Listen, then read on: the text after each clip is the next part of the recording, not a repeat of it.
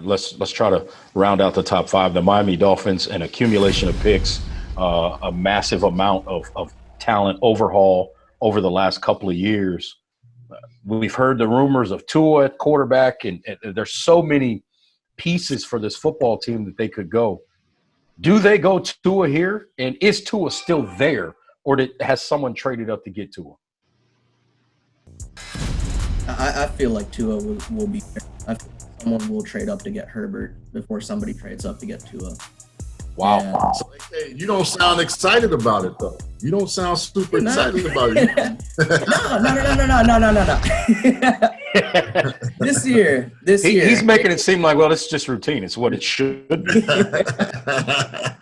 It's just, the thing is, this year, if they do take Tua, and the only people that really know who they're going to take are GM Chris Greer, head coach Brian Flores, and owner Ross, who will probably find 2 days before the draft.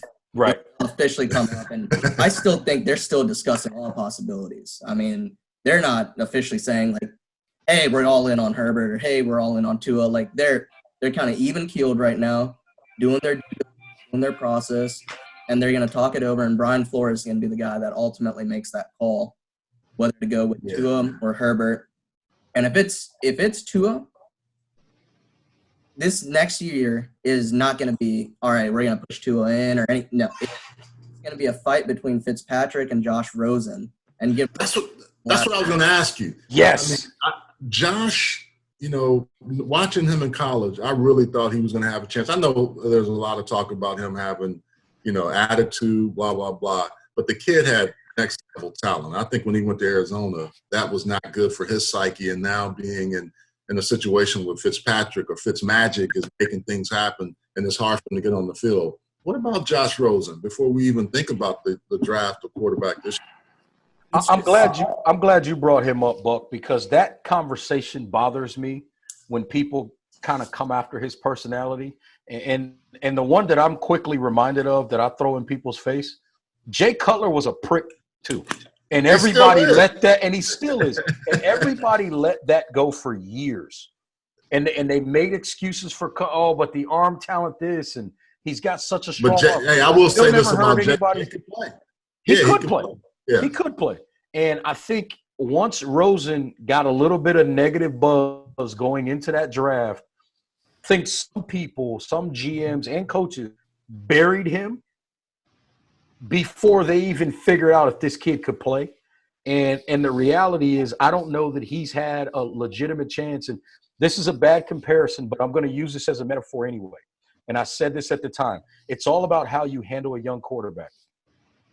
I thought the way the Chargers in particular handled Ryan Leaf, because remember when Ryan Leaf went to the Chargers, they had Harbaugh. And they said, Ryan Leaf's the future. We're not going to play him yet. And then they played him because Harbaugh got hurt. And they said, we're going to ride it out.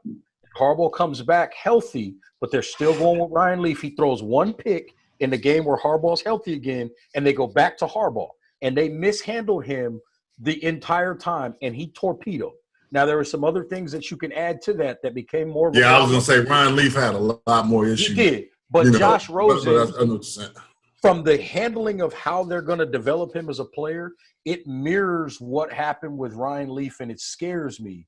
And I just wonder if this kid's ever going to get a legitimate shot to prove that he can play in the NFL. And I think that's what this year's all about, is trying to see if Josh can take that next step with better pieces around him, especially on the line. It's, can he take that next step up? Because last year, I mean, we played with a historically bad offensive line. Like, no matter who it is, they were going to die back there. Like, Magic at least had toughness. I mean, would just throw the ball up as high as he can. Just say, all right, Devontae, just go get it. But I think that's the thing. Like, once you keep on getting hit, Rosen's kind of started going down. I mean, no one likes getting hit. And young quarterbacks, they start looking down. I don't know why. I mean, it seems like Fitz likes getting hit for some odd reason. But I think that's the thing, is you got to give Rosen a fair shot again and let him and Fitz fight it out to be the starter, and let Tua kind of just keep learning under Chan Gailey. Next year, it'll be between one of those guys. Hopefully Rosen can step up, and it'll be between the young guy they take this year and Josh Rosen, I think, next year. I got no problem with Tua being a redshirt candidate. Yeah. I think one other thing, guys, the running game, I think, you and I talked about that a little bit, AK, with them picking up Jordan Howard. They average, I think, less than 2 yards a carry last year. They didn't run the ball very effectively last year. So I look at some of these agency pickups that would help, and that would be one to me that would help any quarterback, whether it's Josh, whether it's Fitzpatrick, or even if Tua were fortunate enough to get drafted and then early. Exactly. Absolutely. We were shocked when Kenyon Drake got traded. We're like, oh no. That one surprised me too, because I thought Kenyon Drake was really becoming a really good player for the Miami Dolphins offense, making a lot of plays. Now, he did have some fumbling issues at times, will put the football on the ground in some big situations, but I still thought that he was turning into a really good player for them. So that trade did throw me off a little bit as well. I didn't see that one coming. We've talked about the first 5 teams that'll be picking to start the draft on Thursday night, and it'll be interesting to see what becomes of the rest of the first round, and for that, we'll give you that, but on the other side. So we're going to take a short break, and then we'll be back with the rest of the first round in the 2020 NFL Draft from our minds. So we'll be right back.